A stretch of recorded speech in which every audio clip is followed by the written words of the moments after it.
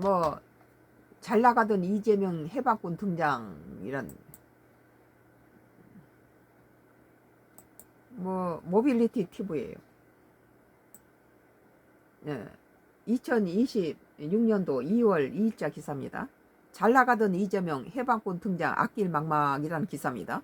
썬가크루스 나의 정치 코멘트예요.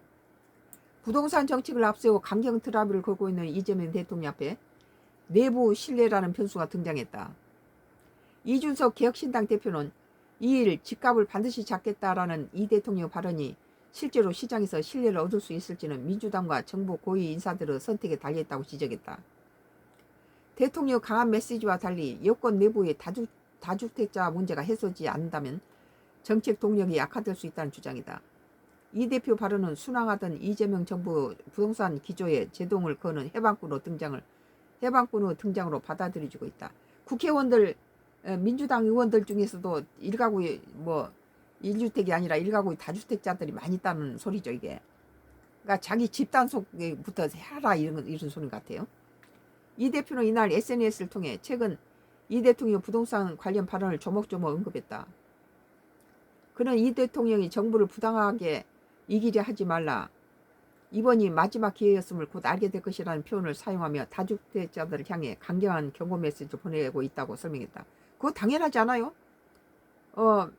이 국가에서 땅도 없고 짓는데도 시간도 많이 걸리고 그런데 한 사람이 147채를 가지고 있는 사람이 그때 옛날에 거의 보도가 됐는데 이런 다주택자들이 몇 명이서 이렇게 많이 갖고 많은 사람들은 주택을 갖다 차지하고 있다면 다주택자를 공략해야 맞다고 생각해요. 괜히 강남 죽이지 말고 집을 많이 가지고 있는 사람이 그것을 내놓게 해서 여러 사람이 공유하도록 하고 그 사람은 똘똘한 집안치로 간 걸 또 똘똘한 집안치를 또 잡으면은 그 사람 또 다주택자로 갈 거 아니에요? 그게 그거라면. 그래서 1가구 1주택 똘똘한 집안치는 올라봤자예요. 똘똘한 집안치에 올라봤자 뭐 그것을 팔아서 줄여가면 몰라도 그 집안치가 가지고 있는 사람은 올라도 내려도 상관없어요. 특히 양도소득세 중과 유예가 종료되는 오늘 5월 9일까지 주택을 매각하라는 신호를 반복적으로 보내고 있다고 평가했다. 난 잘한 일이라고 봐요. 그러나 이 대표는 이러한 메시지에도 불구하고 시장의 반응은 여전히 제한적이라고 진단했다. 근데 방금 보니까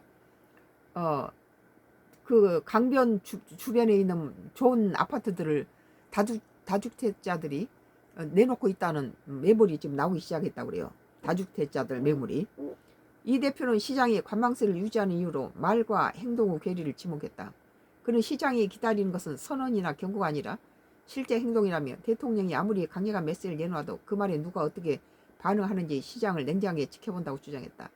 이에 따라 정책 신뢰의 핵심은 여권 내부 인사들의 선택에 달려있다는 점을 분명히 했다. 물론 다주택자 정치인들이 내놓으면 좋겠죠. 그러면 더 아주 속도가 좀 붙을 거라 나도 생각해요. 이 대표는 민주당과 정부 내 다주택자 현황을 근거로 제시했다. 그는 경실련 자료를 인용해 민주당 의원의 165명 가운데 다주택자가 25명에 이른다고 밝혔다. 대통령실과 내각 고위층 가운데서도 다주택자와 고가 부동산 보유자가 적지 않은 것으로 알려져 있다고 지적했다. 뭐 좋은 집 가지고 고가 주택 가진 것이 죄는 아니에요. 그러나 147층을 갖고 남이 가져야 될 집까지 다 싹쓸이하고 부동산 투기하는 것보다 똘똘한 집 한 채 갖는 것까지는 갖다가 그것을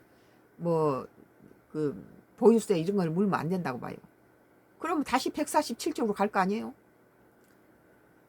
대통령실과 내각 고위층 가운데 다주택자와 고가 부동산 보유자가 적지 않은 것으로 알려져 있다고 지적했다.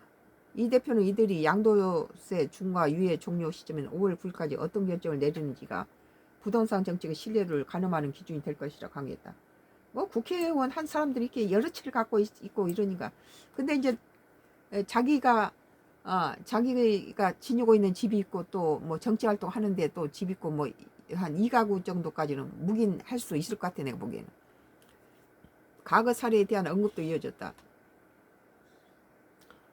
이 대표는 문재인 정부 당시 노영민 대통령 비서실장이 수도권 다주택자에게 주택 매각 공고를 했지만 김조원 민정수석이 강남 아파트를 매각하지 않고 사퇴했던 일을 상기시켰다. 민정수석을 직장 버려버리고 저기 강남 아파트를 매각하지 않았다는 거죠. 그걸 선택한 거죠. 당시 사회적으로 직장보다 집을 택했다는 비판이 제기됐던 만큼 이재명 정부에서도 같은 장면이 반복돼서는 안 된다는 주장이다. 이 직장을 걸고 그거 없애라 하니까 직장 내놔버리고 집을 가졌다는 거죠. 대통령이 추상적인 메시지가 아니라 분명한 행동 기준을 제시해야 한다는 요구로 해석된다. 이 정치인들이 저 본을 보이면 좋을 것 같네요. 이 대표는 만약 고위 공직자와 여당 의원들이 기한 내 주택을 매각하지 않는다면 시장은 정책 자체를 믿지 않을 것이라고 내다봤다. 너무 이제 하는 것이고, 그러나 자기 당부터가 일단은 당에서부터 강압적으로 할 필요는 없지만 자기들 솔선수범해서 내도록 이렇게 하는 것이 다주택자가 이렇게 시장에 내서 팔려고 하는 노력들이 국민들한테도 전해지면 많은 신호탄이 될 것 같아요. 정책을 만드는 이들조차 효과를 신뢰하지 않는다는 신호로 받아들여질 경우 시장은 정부 받침을 따르지 않을 가능성이 크다는 것이다. 반대로 내부 인사들이 먼저 매물을 내놓고 실제 거래가 가능한 가격에 매각에 나선다면 시장의 인식은 달라질 수 있다고 덧붙였다. 이준석 대표의 문제 제기는 이재명 정부의 부동산 정책이 향후 어떤 평가를 받을지 가름하는 시험대로 작용할 가능성이 있다. 강한 발언과 메시지 중심 정책 드라이브가 여권 내부의 실천으로 이어질 수 있는지 여부가 정책의 항변을 좌우할 변수로 떠오르고 있다. 내가 보기에는 다주택자들한테다가 양도세를 많이 물리고 또 그러면 양도세 물지 않기 위해서 나는 안 팔 거야. 그런 사람한테는 보유세를 많이 물리면은 다주택자에 대한 철퇴가 가해진다면 그건 어차피 1가구 1주택은 이건 투기가 아니거든요. 뭐 멍청한 집이든 똘똘한 집이든 간에 한 채 가진 사람은 집값이 오르든 내리든 별로 상관이 없어요. 뭐 많이 올라서 팔아서 줄여가면 몰라도 이건 부동산 투기가 아닌데 두 채 세 채는 집값이 100원짜리가 200원 300원 틀면 그는 하나 팔아서 투기를 하는 거죠 이게.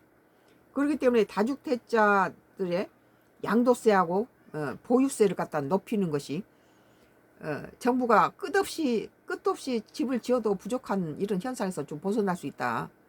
한 사람이 147척을 갖고 있다는 게 말이 안 되잖아요.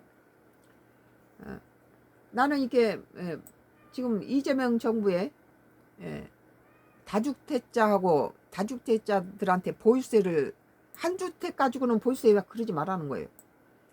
지그들이 정치 잘못해서 강남에 다 낡아 빠진 거 좀 올라갔다고 그 보유세 물고 이러면 곤란하지군. 모빌리티 TV 잘 나가던 이재명 해방군 등장 앞길 망망이라는 기사에 대해서 썬가 크루스 난 정치 코멘트를 했습니다. 마지막 정치 코멘트 하나 남았어요. 똑같은 그 부동산 얘기인데요.